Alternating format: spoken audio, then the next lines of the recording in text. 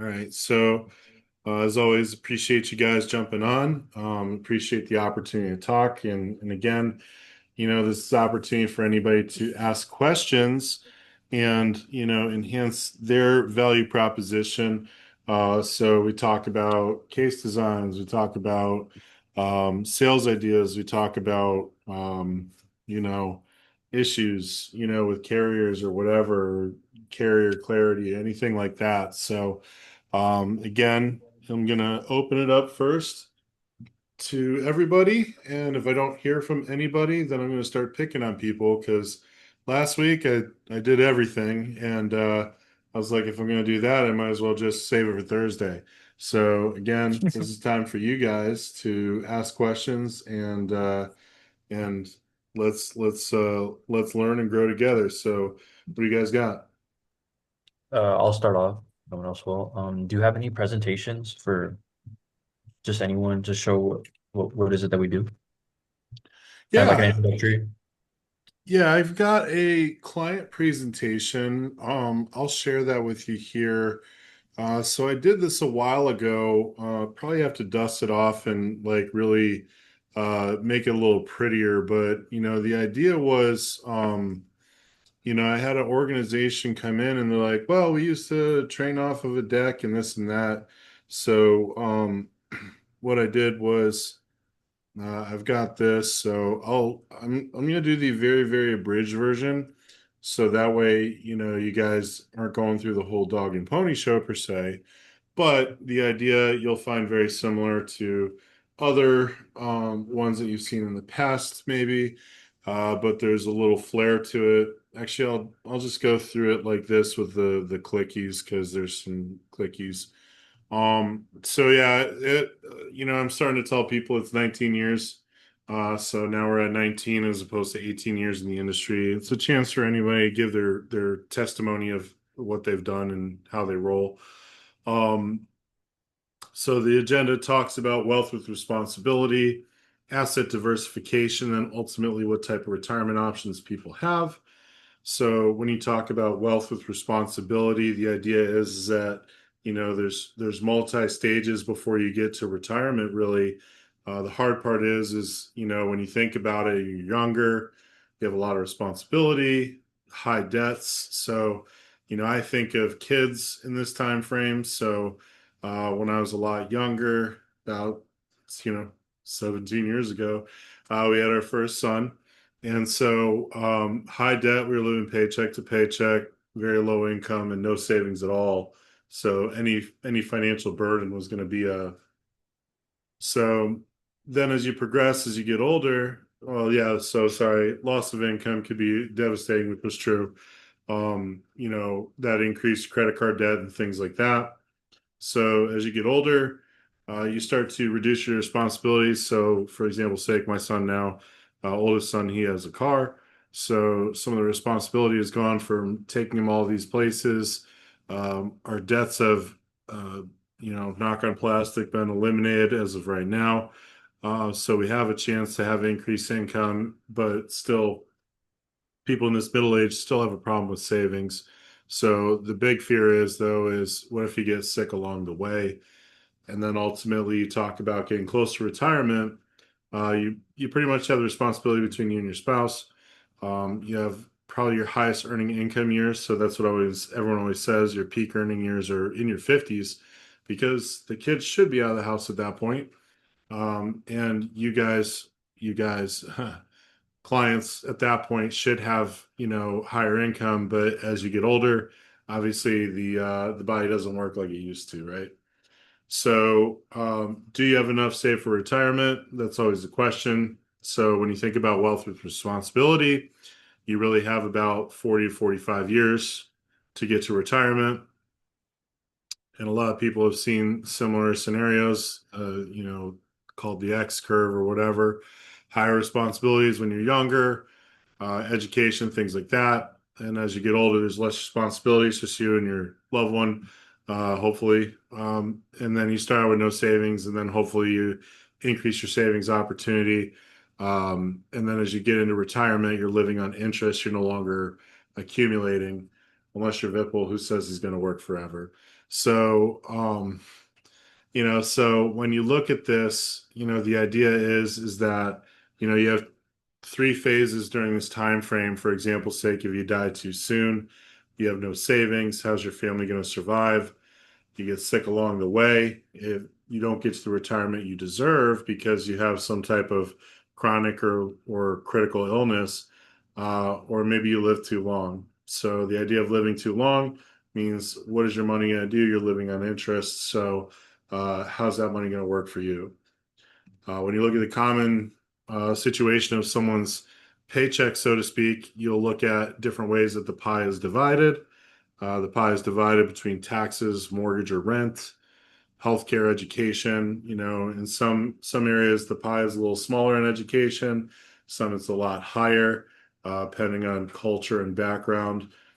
Food, that could also be a lot higher for some people. Childcare, other, which other is really like your fun money. So when you think about it, most of your paycheck is eaten up by taxes, mortgage, and rent, or rent, I should say. So we take a look at history. We look at the time frame of history. So this is an education for people who talk about the history in their presentations, because we're currently at an economic low when it comes to the headwinds or in general about taxes. So looking at this chart in the 40s, you had 88%. So when you think about that, we're at an economic low. Then you couple in the fact that we have trillions of dollars of debt. So we're actually at $37 trillion in debt right now, not 34. And so when you think about that, the question that you always ask consumers is, do you think the debt's going up, down, or staying the same? And pretty much every time, 99.9% of the time, they're going to say it's going up. So when you think about that, you also look at the idea of what is going to be the things inside of this that they can't get rid of. You talk Medicare, Medicaid, Social Security, and defense and war. For some reason, we like to pick a lot of fights or stop a lot of fights, however you want to say it. So another headwind. So the math on this is accurate. Everyone who saw me do this at AIG, this is a very popular piece. It's not the fact that the math equation is accurate, it's what the numbers mean. So 2 stands for 2 people, 3 meals a day, $5 a meal, 7 days a week for 52 weeks in a year for 20 years. That's the average retirement for a married couple to have 3 meals a day at $5 a meal, 7 days a week, and 52 weeks a year, 20 years. So when you think about that, though, a lot of people always question and they ask you as you do this presentation, well, $5 a meal is ridiculous. There's no longer $5 footlongs. The story has changed. So even this is an outdated equation per se, but it's something to get people to question the situation and say, well, even this is too little, so that means they got to save for more. Ultimately, living too long as well. You talk about chronic conditions, so someone is going to have at least one. 80% of people are going to have at least one. 68% are going to have 2 or more. So that's arthritis, heart attack, stroke, cancer, the diabetes, depression, Alzheimer's, dementia, things like that. So these are all chronic conditions. But then you also talk about long-term care. So if people are looking at long-term care, the idea that, and these numbers are actually slightly inaccurate too. When you talk about long-term care, men, the 2.2 number is actually false because they do not take into account the men who pass away in the first year. So if we added that into consideration, the 2.2 actually drops to 9 months, give or take. So men are babies. Women is usually between 2 to 4 years. So that's about accurate. So when you look at cost, though, the big thing about this too, so we just talked about cost of food, here's cost of healthcare. So if you look at a 50-year-old person today who is going to trail out 30 years from now, The national average, so if we look at 2021 costs, as you can tell, I did this a while ago. Um, Actually, no, I didn't. I didn't do it in 21. I did this in like 23, so that's interesting. Anyway, I did it last year in 24. So anyway, so when you look at these charts and you think about homemaker services, you think about this is the annual total cost. So you can break it down in monthly or daily or hourly. Most people look at monthly though, but if you look at a private room, it's $108,000 today. But then if you look at that 30 years from now, it's $263,000 a year. So, how are you clients preparing for the long-term concerns as well? So, those are some concerns, the things to think about. Now, what we talk about is asset diversification. What's your money doing? The idea here is you're looking for growth with some safety to it, liquidity options, potential income streams later, whether guaranteed or tax-free. That leads to tax advantage. You have a legacy transfer and living benefits to protect you along the way. So when we look at personal finances, there's tiers. So the tiers include traditional investing. We have alternative investments, retirements. So we'll talk about the LIRP, 401ks, IRAs, annuities, protection pieces, and then wills and trusts. So these are all part of personal finances. We talk about pillars. Once again, we look at cash flow. What can get us cash flow? Keep our debt low, have emergency funds, protect ourselves, the foundation, building wealth ultimately, and then preserving it. So, who can help with these? Every family needs one or more of these. So, where do you go for help? Asset diversification and talk about fixed, the rule of 72. And we've talked about this even in the training. So the rule of 72, your money doubles every 10 years if you have a certain rate of return. So that's how you do the calculation.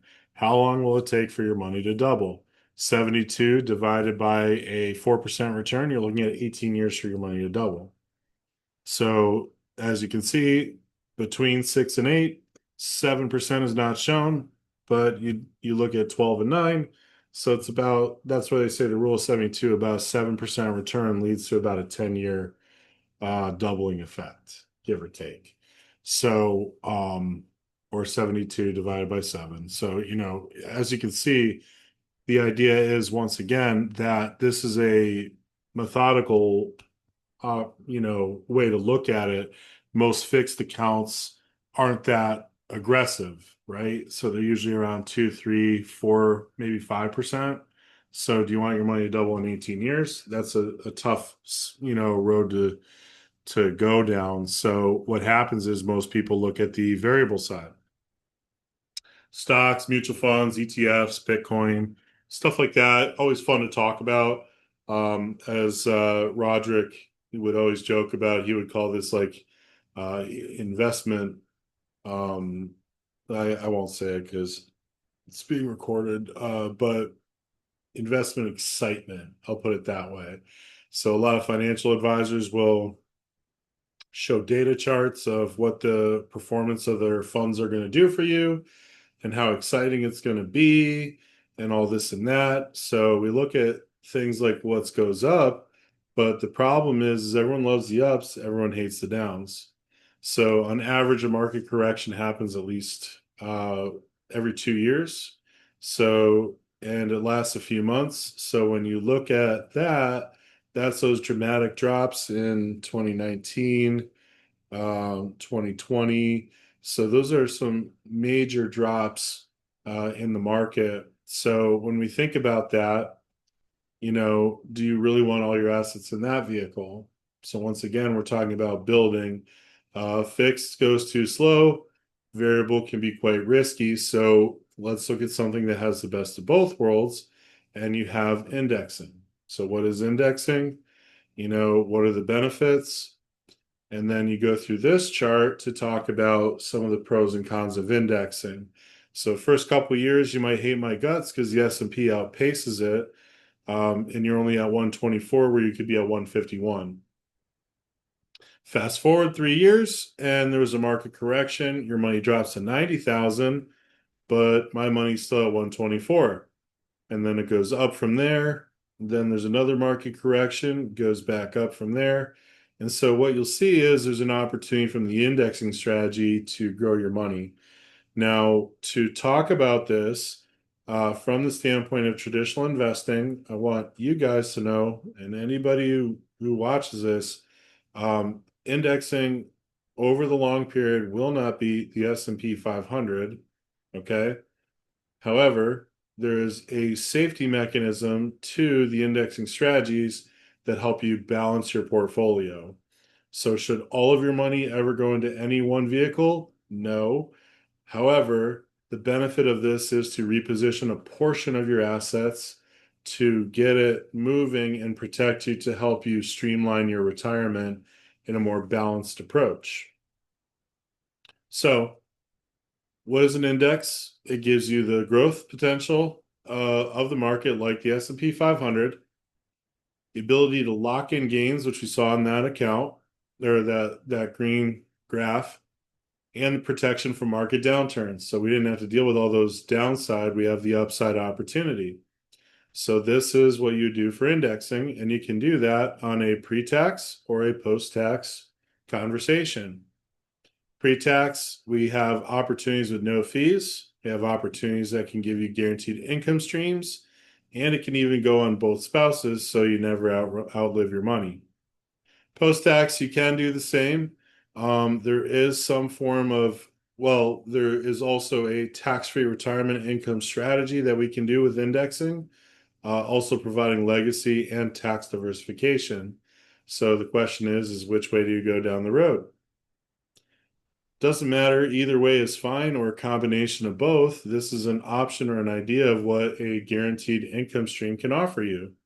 Client puts in $100,000 at age 50, lets it compound and grow, guaranteed. At this time, it was a 10% increase every single year. And then at age 75, the client decides that they're going to withdraw guaranteed income, which the 100,000 has guaranteed to increase to 350,000 benefit base, not cash value, but benefit base, to withdraw at an 8% return. So that 8% return gives you $28,000 a year. And within, 5 years, or 4 years even, you've already taken out more than what you've put into the policy. So it gives you guaranteed market performance. This is an income annuity. Again, the design is to increase your benefit base, not your cash value. Cash value is a different type of product. Then we talk about diversifying assets and also diversifying taxes. So we have the tax now feature that most people talk about with different vehicles. We have a tax later bucket, and they have a tax never. Tax now, mutual funds, stocks, CDs, savings accounts. So you put in money today. It's incredibly liquid, but you're going to pay taxes on it every year. Tax later, 401ks, SEPs, simples, traditional IRAs give you tax deductions today. But as we already mentioned, taxes, are they at their lowest or highest today? Everyone said they're at their lowest and they're going to go up. So why would you put all your money into a tax later vehicle? Let's talk about tax never, Roth IRAs, Roth 401ks, and LERPs. So everything below all three of these buckets can do, except when you think about the LERP, it can give you no set limit on contributions, and you can pull money pre 59 and a half. See you, Vipul. So from that standpoint, what can this benefit give you, that the others can't? So first and foremost, when you think about this, are your taxes really diversified? Now, a Roth and a Roth 401k can do that diversification, but there's a limitation of 7,500, 7,000, excuse me. The no set limit on contributions, I have a client doing $100,000 a year for 10 years into a policy, alert policy, to give him tax-free income that he can take out at 55 and not at 60 or 65. So when you think about it, the tax never bucket gives you tax-free growth, tax-free distributions, and no limit on contributions, coupled with indexing with no market loss, upside opportunity. Now you have the best of both worlds here, and we talk about the question that I always like to ask, how much would you put into an asset like this every single year? Well, let's take an example, 40-year-old male, motivational speaker, 400K a year. And the idea is that you want to put away at least 10% of your take home W-2 income, if you will, and put it into retirement. That gives you a fighting chance of retirement. So we're putting in 20K into his 401K and playing with another 20K. So we fund that into a LERP plan where your contributions start out at 500K for the 25 years that you're funding at 20,000. Over time, it'll accumulate to 146,000, excuse me, $1.3 million. You'll pull out over 25 years, 146,000 or a total of $3.6 million in tax-free income. So the question is always, do you want to pay money on the seed or the harvest? Taxes on the seed or the harvest. Here, you've paid taxes on the contributions already that will never get taxed again, and you're pulling out $3.6 million in tax-free income. So, worst case scenario, something happens, you get sick along the way. So, we have things like chronic illness protection, bathing, dressing, toileting, transferring continence, and eating. If you can't perform two out of six of those, or you have Alzheimer's, dementia, Parkinson's, some type of cognitive concern, you can accelerate your retirement savings, if you will. You also have a critical illness piece, so heart attack, stroke, cancer, and then even terminal illness being if you have 2 years to live or less, you have the ability to take out, for terminal illness. So that's really it anyway. So, what's your question, Vivek? Could you go back one more slide? On the distribution, how does it go to 3.6 when the accumulation is at 1.3? How does that work? So when you take out money systematically, are you going to take out the full 1.3? No. Or if you took out 146 for 25 years, you're leaving the money in here to continue to compound and grow. I see. So Okay, you're taking out a certain amount, but the rest of it's still accumulating. That's the exactly. goal. Okay. Yep. So that's the idea behind it is you let it compound and continue to grow. So a lot of times what people will do is this is part of a training deck or idea that Corbridge used. And what they would do is I'm just using this because there's white pages. You'd write down 5, 10, and 20.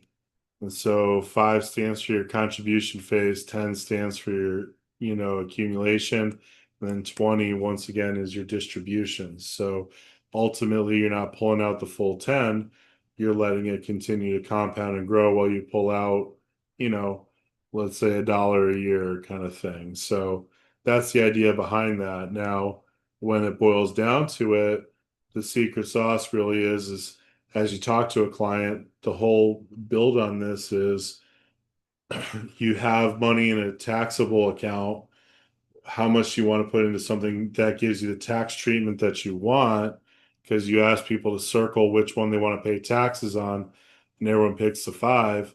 So when you ask them where all their money's at, and they say it's in IRAs or 401ks, that's going to get taxed at this level. So if we can give you the tax treatment you want and you can put in as much as you want, how much are you going to put into something like that? And So what happened? on Go ahead. 401ks and IRAs, they're tax deferred after they pull the money out. They get taxed on what they pull out. The interest. Correct. Correct. Because basically, the point of a 401k is say I make 150,000. Well, I'm in a different tax bracket. I think I'd have to look at it. If I then took the 20 some odd thousand and put that into the It's a 401k. deduction. Exactly. So now I made 130,000, which could reduce my potential tax complications or taxable implications, I should say, with the government. And then what it's doing is it's a raw 20 some odd $1,000 that hasn't been taxed yet, so it can accumulate, compound, and grow. And that's why they call it tax deferred, because deferred till later. So that's why here I'm paying the taxes on it now. So then how much do I want to put in this? And you say to me, well, I want to put $10,000 in per year. I say, sure. And then what we do for the LERP is we find the least amount of death benefit to give you the most amount of accumulation and let it compound and grow from there. Make sense? Yeah. So the question I would have is, and I'm always open for feedback. Um, Thoughts on this presentation? Does anyone have any initial thoughts or um, helpful, pointless, too long, too short? I did kind of breeze through it. Usually, if you draw it out, it could be about an hour, but I'm always open for feedback. I think it's thorough. Thorough? I'll let Tia talk. Yeah, I like it. My question is, would this be necessary for every type of client, or is this someone who knows nothing about insurance and you're trying to get them there? Yeah, I would say this is someone who's financially illiterate Okay, got it. because when you think about it, so like, and I'll say to people too, so if it were me, what I typically do is I'll say to someone, you know, are you a visual person? Do you like a presentation deck or do you like a conversation? And if someone says I like a conversation, then what I typically do is I'll pull out, the whiteboard. Okay. So, from that standpoint, like Tia, if you were my customer, I'd say, so Tia, I want you to think in your head. Okay. Just don't say it out loud. Your annual salary. Okay. Let me know when you got that.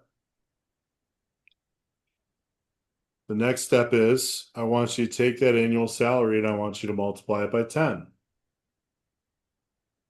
Okay. So we have annual salary multiplied by 10. Now I see you have a wonderful home. I want you to tell me that number you have, add on it your remaining mortgage amount. And I saw two kids running around here. So what I would say is you want to add to this number. So we'll just say add and then add about 150,000 per kid. Then I'll ask someone, what's your number?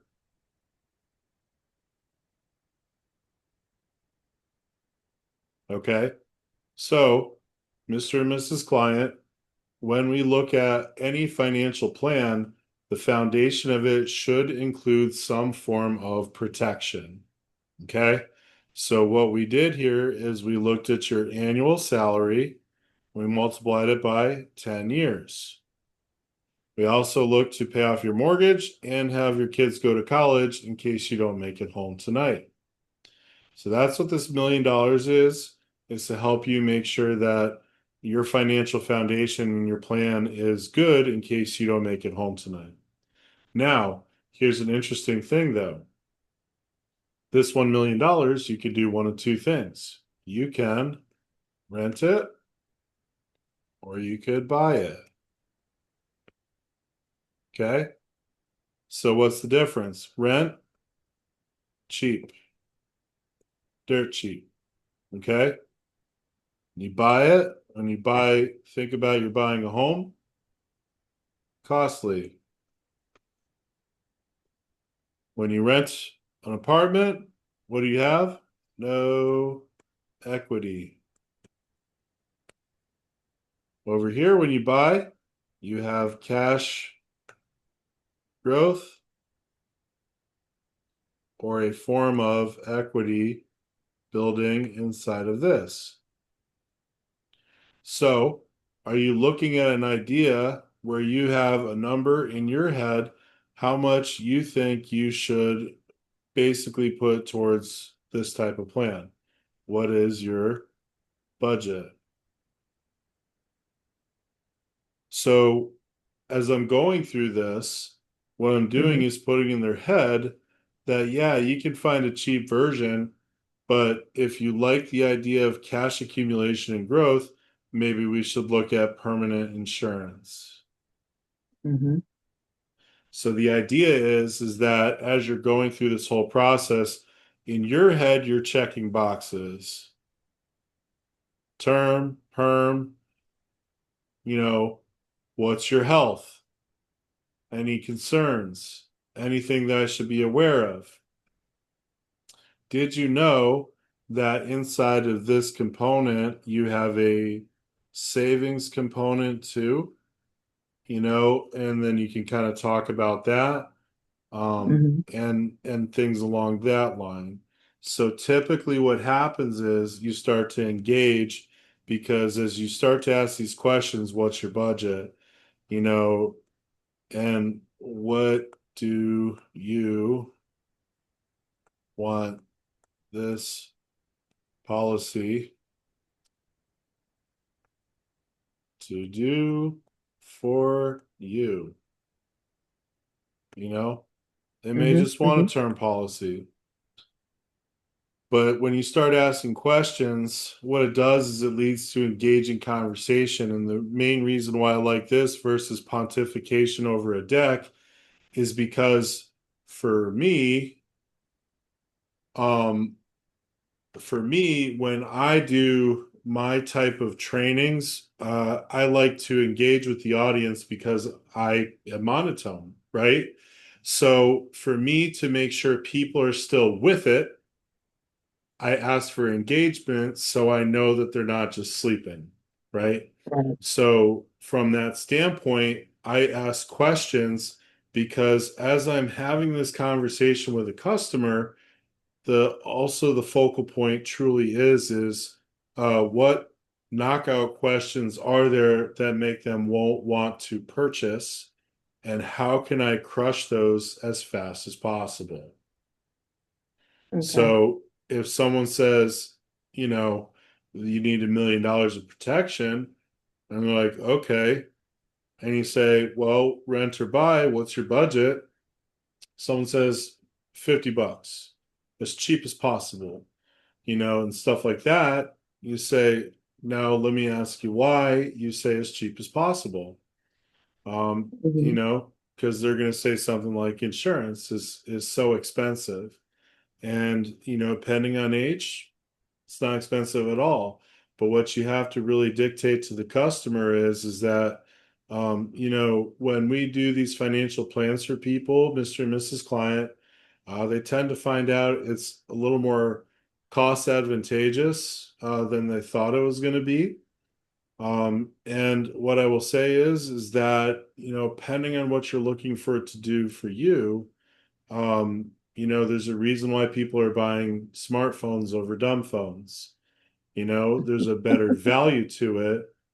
And through the process, you might be able to see that this makes sense to do something more on the cash or equity type side because you might like that savings component that's built into a uh, house version of protection, if you will, versus a rental.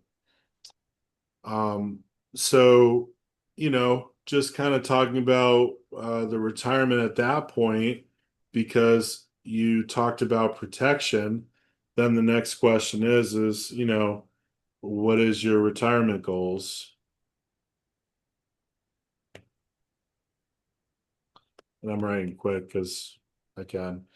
Perfect. So, when do you want to retire? How do you want to retire? Okay. What have you done so far? Why have you only done as much as you have? And can you do more?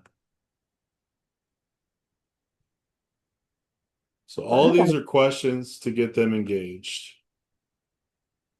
I actually like this a little better than the formal presentation. I hate decks. I really do.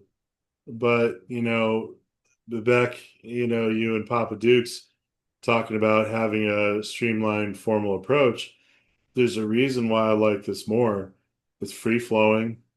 It gives Hmm. people a chance to be creative and, it doesn't feel so robotic.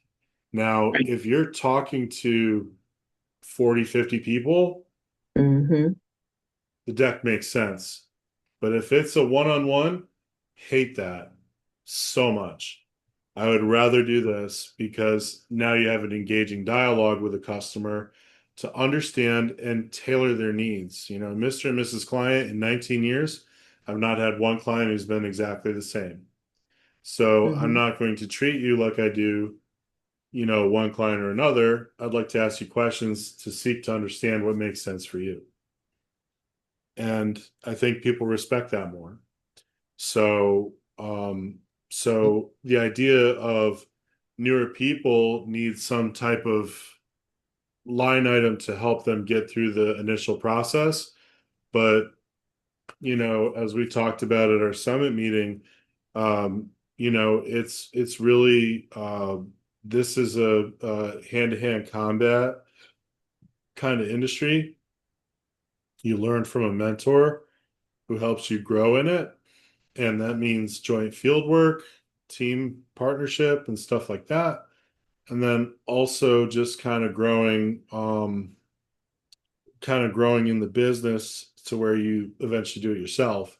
But, when I've gone on, you know, trips, client meetings, with some teammates, what we do is we really have a kind of the focus on this, to talk about an engaging conversation.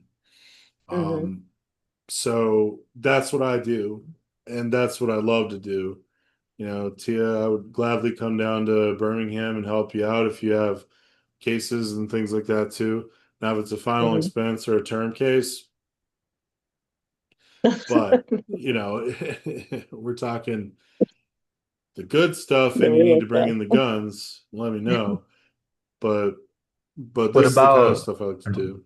what about doing both, presenting and then talking to the client or customer? I know one-on-one. Yeah.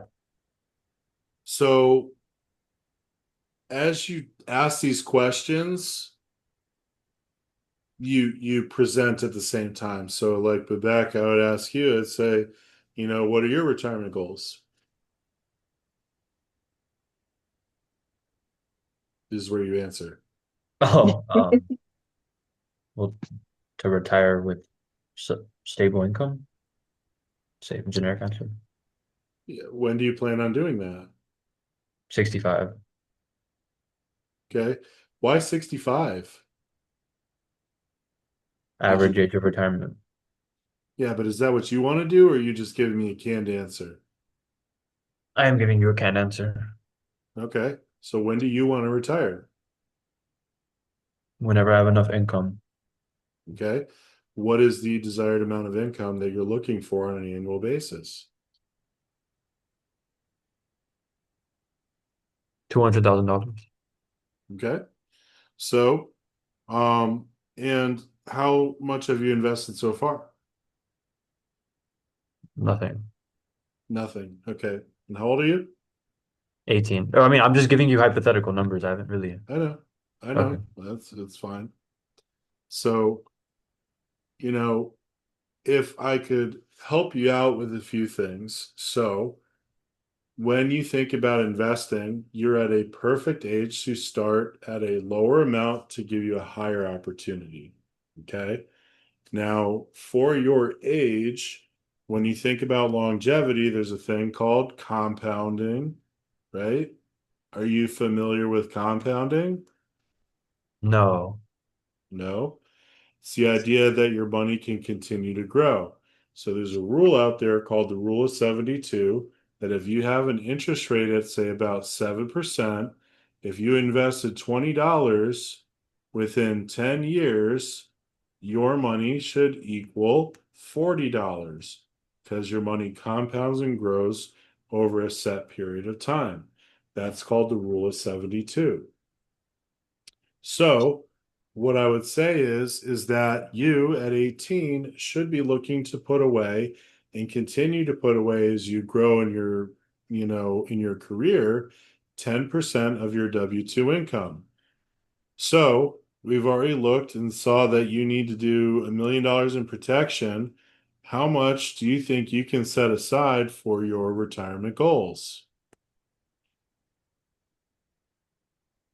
$100 a month. Okay. So $100 a month. Now, because you're young, that should compound and grow pretty efficiently as long as you do it all the way up to what you said, 65. Now, there's several ways that you can do this. First way is you have tax deferred vehicles that could be in a retirement plan like a 401k. Now, why would you do a 401k? It gives you a tax deduction today. Depending on your income, you may or may not need a tax deduction today.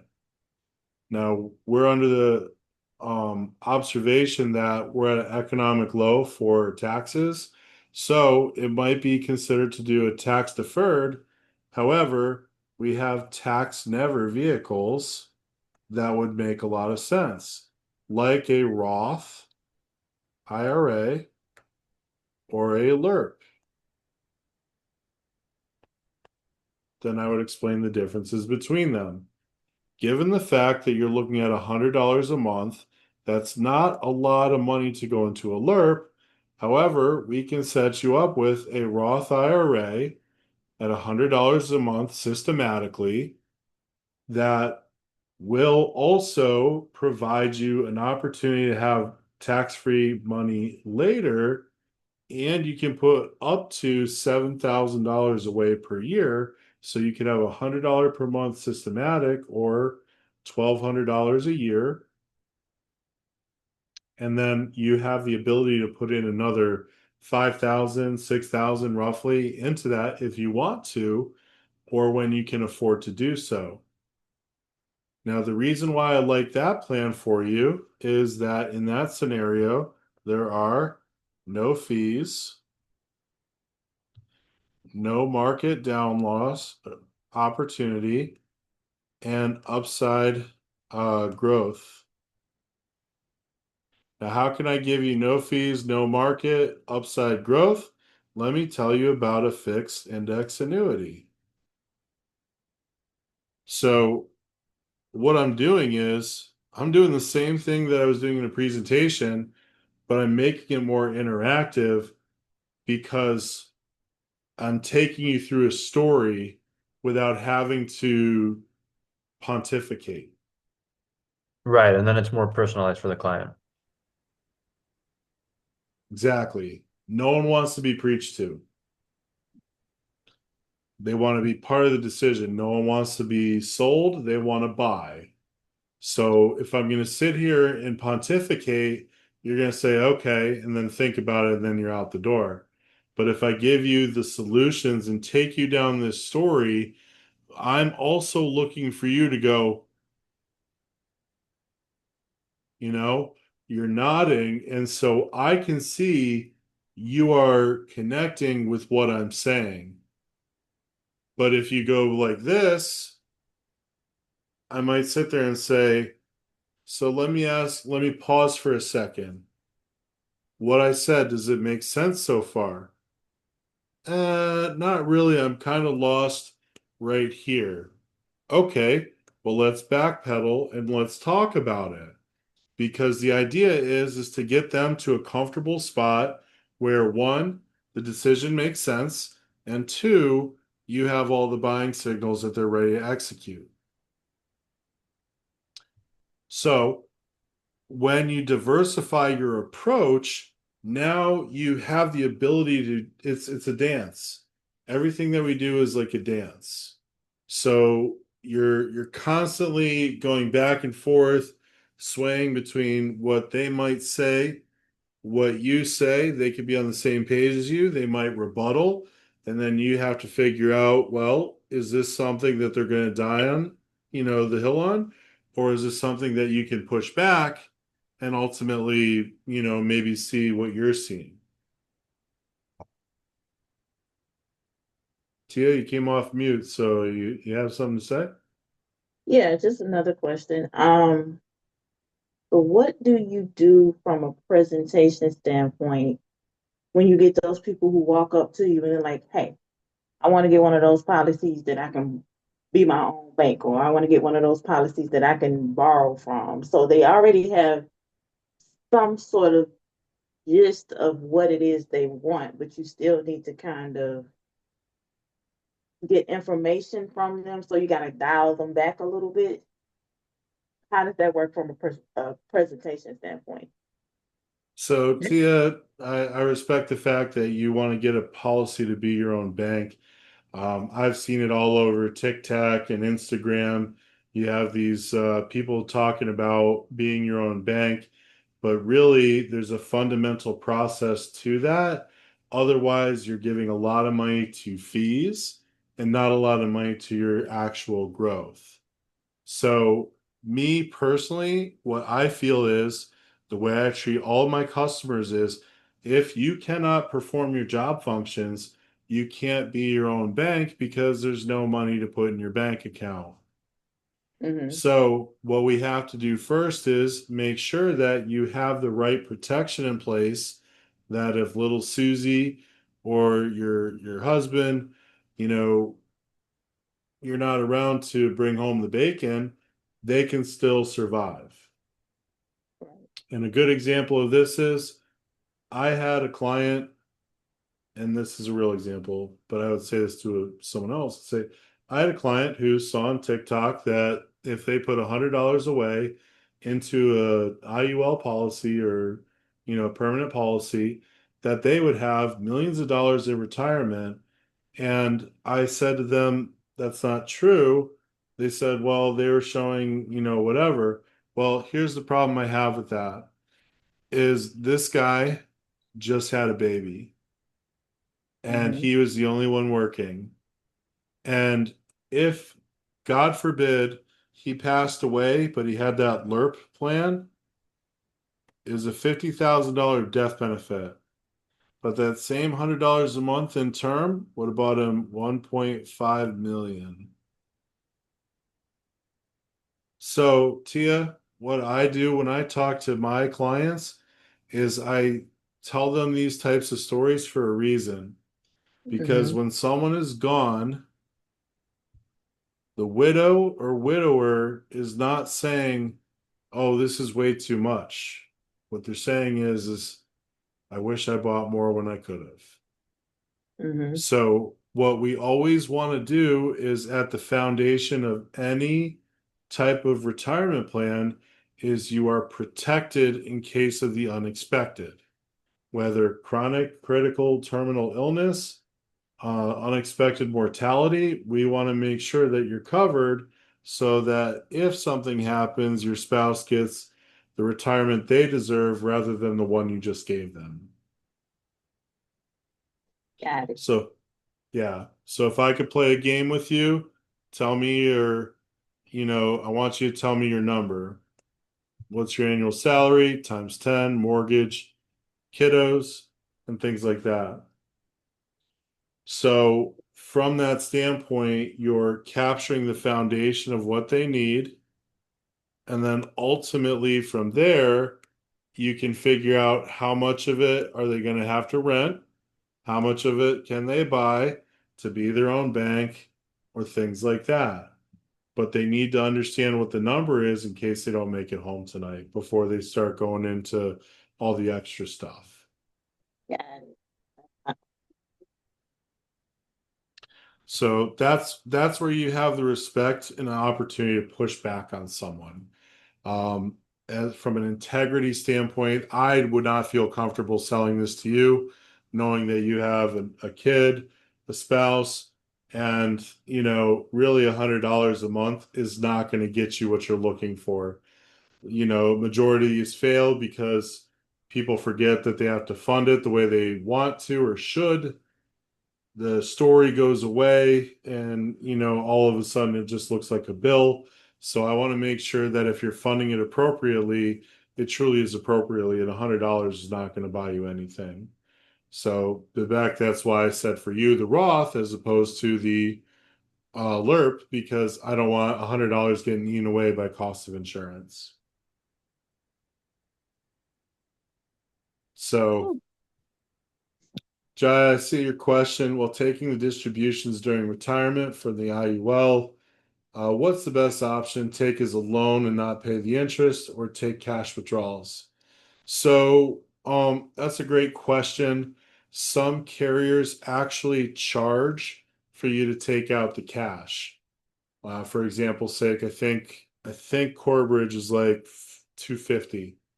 It's like a $250 charge to take money out. So I am hesitant about that because, like when you think about your withdrawals, so you could either do the standard loan or you could do Mm-hmm. the par loan. So someone borrows 50K and they do the standard loan. Well, it goes in this box giving you 2% credit, and they're taking a loan, which is going to be a 2 to 3% charge. So taking the loan is at this standard is like taking the cash. Yeah, 250 per withdrawal. Yeah. Oh, really? Okay. Yeah. Mm-hmm. So that's why you got to ask before you do it, right? Mm-hmm. Um, Mm-hmm. so from that standpoint, if it's going to sit there and collect and be 2 and 2, that's a net 0%, charge. So it's no foul, no folly. And then obviously over here, if I take this, it's going to be, let's just say normal is around 5 to 5.5. And if there's a positive 7% return, then I get a 2% credit into my account. If it's say only a 3%, positive return, that equals a 2% charge. So the worst you can do is a 5% charge. Mm-hmm. But in that scenario, the education and the onus is on the client at the time of distribution. So you don't have to Yeah. make that decision for them. But the idea is, so if I said, all right, in this scenario, I'm 65. Do I, at 65, want to take a risk of a participating loan? Maybe, maybe not. Because Yeah. Right. you have to look at track record of the S&P, and if the S&P is still performing the way it has been, averaging between 8 to 10%, over the long period of time, then heck, I'm all for a participating loan. But if I want it to be steady and sound, then I would probably want the standard loan. So it's just dependent upon the customer, their risk tolerance, and how much onus do they want on the policy if it starts to go south. Yeah. Does that make sense? Yes, Phil, got it. Yeah. Thank you. No problem. No problem. So yeah, I mean, that's kind of it.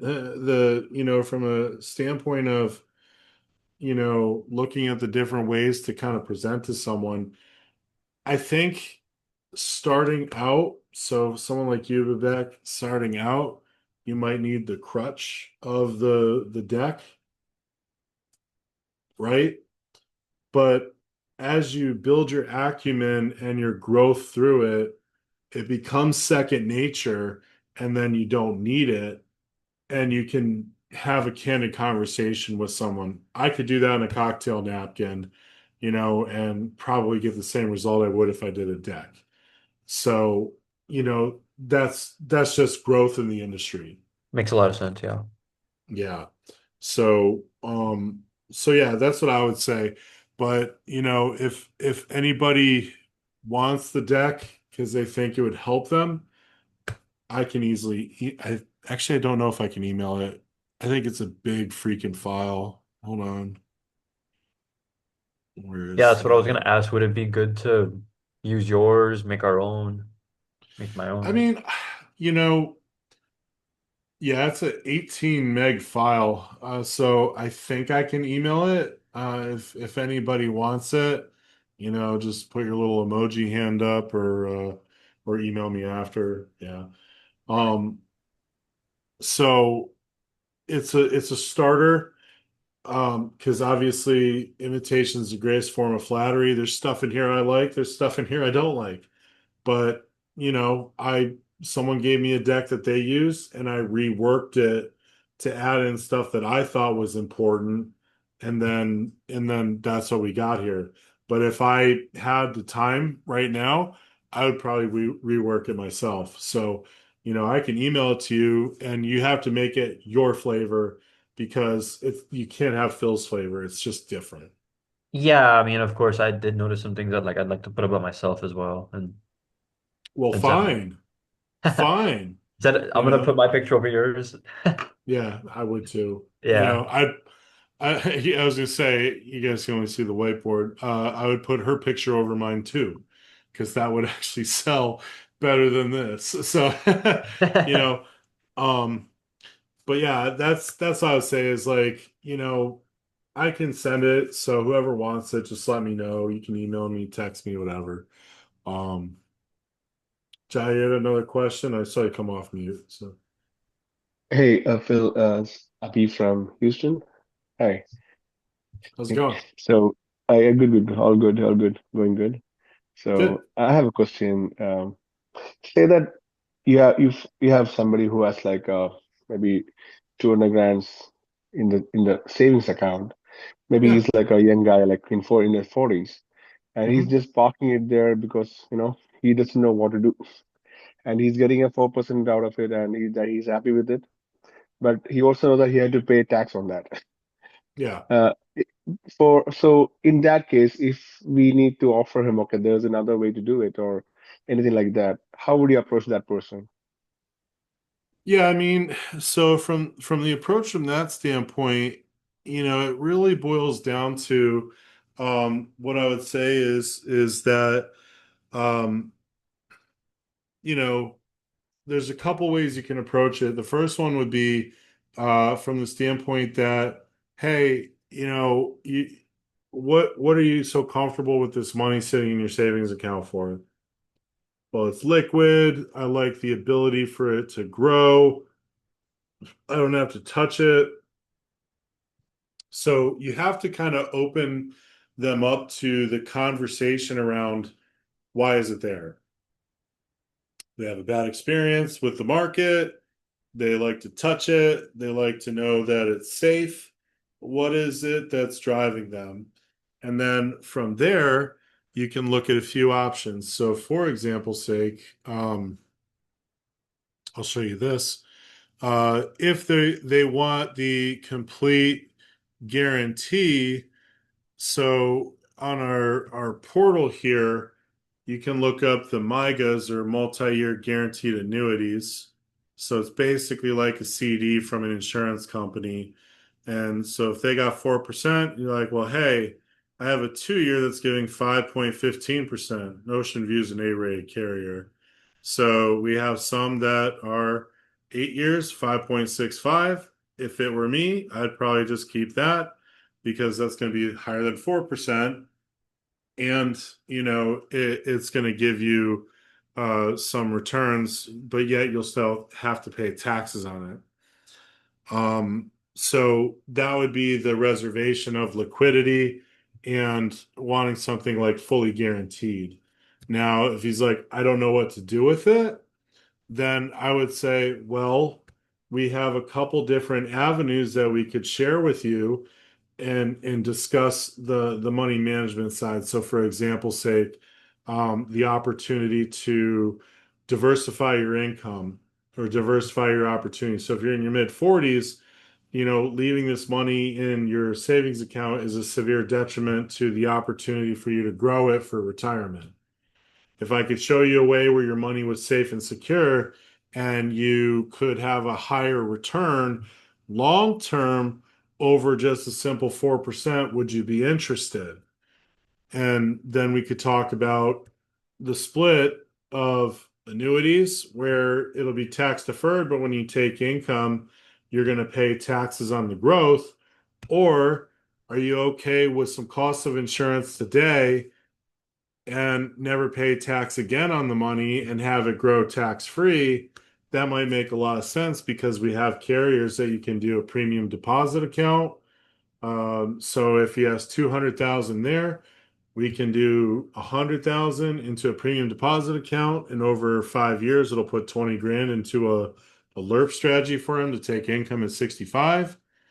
Then what I would say is you have that other 100,000 and you put that into something that can generate some strong returns to maybe build up the 200,000 back.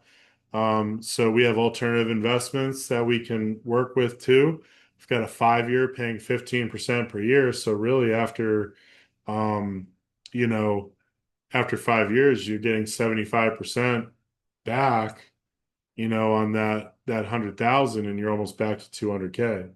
So we can find ways to move the money if they feel it's prudent from that standpoint. The question really boils down to what are the reservations of moving it? Why do you like it there? And then ultimately, if I could show you a way to make more with very minimal risk, would you be interested? And then that's where you start the education piece. Yeah, I appreciate that, Phil. So, we are doing like a max fund IUL here for him. That's what we're trying to do here, or Mhm. okay. That's one And option. okay, So yeah. so one more question in that. Sorry for the kids noise No, you're behind. fine. So, You're fine. Totally fine. so yeah. So the question is, um, okay. So over a period of 5 years, he'll be investing his 200,000 to this his plan, right? That's the goal. So is is he able to take a loan also, like a standard loan or possibility loan from this to run his business or something like that, if he wants to?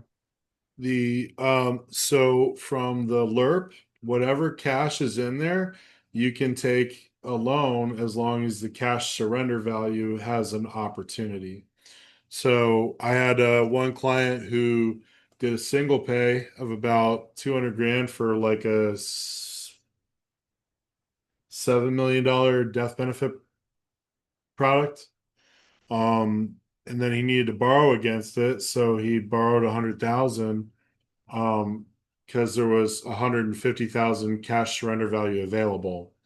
So he borrowed against that to do what he had to do, and then he's making systematic payments to go back into it.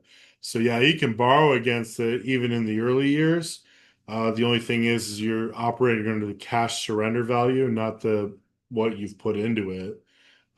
So that's why I was saying instead of doing the full 200,000, in case he gets kind of squeamish, do 100,000 and let it do its thing so that he still has an emergency fund liquidity that he needs just in case. And if he wants to invest that elsewhere, we could do an annuity, we could do a CD, a MIGA, which is a form of a CD just from an insurance company, or an alternative investment for a higher return in a shorter period of time.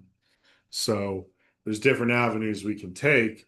But again, it's just uncovering what the reservation is, why it's there, and then ultimately seeing what tolerance there is to options that are available in the market. Yeah, awesome. So, just one more question regarding the same thing. So, think that maybe he's putting his 100,000. So, what is typically a surrender value for 100,000 for a mid 40 guy? A ballpark. So I would say, with cost of insurance and everything, if he put so well, here's the other thing. 100,000, if you do a PDA, the 100,000 is not um all going in right away. Mhm, So mhm. it would do 20,000 systematically for 5 years. So when that first 20,000 goes in, basically instead of it sitting in his savings account, it's sitting at the company's savings account. So he can borrow against the other 80,000. He just has to re-replenish before the next premium is due. Oh, okay. So it's like you're planning that 100,000 for the 5 years, but you only have you can do the 80,000 if you want. It's like that, right? Okay. Gotcha. Yeah, 100,000 goes into a different bucket, and then the carrier will pull 20,000 for the next 5 years. So you just have to make sure that bucket has the next 20,000 in it for the for when it comes. Okay. Okay. Thank you. Understood that. Really awesome. No There's a lot of problem. people who have these kind of things with them, and maybe they have a second home that they sold and they have some money with them, and maybe Yep. they're running some business and they're looking to expand it. So they're holding money in this account. But if we can diversify, why don't we do it? So That's exactly it. Now the objective is this is long term versus short term, whereas flipping houses and things like that is short term. So if they're looking for instant liquidity, that's why I was saying I feel safer from a standpoint of a recommendation as well as a chargeback if I only took half because then okay. they have the other half to play with. Yeah, I was thinking the same way, but I don't know. I don't know how to do it. But he has his 100,000 with him, and I'm Yeah, giving a plan for the 100,000. So it's like a play safe area, right? that's exactly it. So, you have your cake and eat it too from that standpoint. So, and it's just it's you just have to find out, really the art of the sale is to find out the pain point, understand the reservations, and if you have the right product and the right fit, then it's going to be a sell. So you just have to figure out what works best for the client, as well as what works best for you too. So mostly the client. So I don't want you to take that as a commission phrase. When I say good for you, is it's a product you can sell. And if you can't, I've referred people away to financial advisors for mutual funds and stuff like that, and then they end up coming back and doing stuff with me anyway. So it doesn't hurt to sell away as well sometimes, if it makes the most sense for the customer. Thank you, Phil. Thanks so much. No problem. What's your issue with 3Mark, Tia?